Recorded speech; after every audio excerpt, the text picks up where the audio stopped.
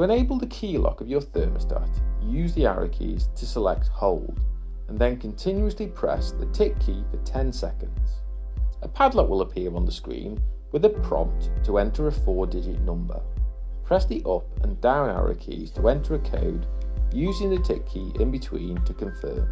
Press the tick key to confirm your chosen number. Your thermostat will return to the main screen with a padlock still displayed.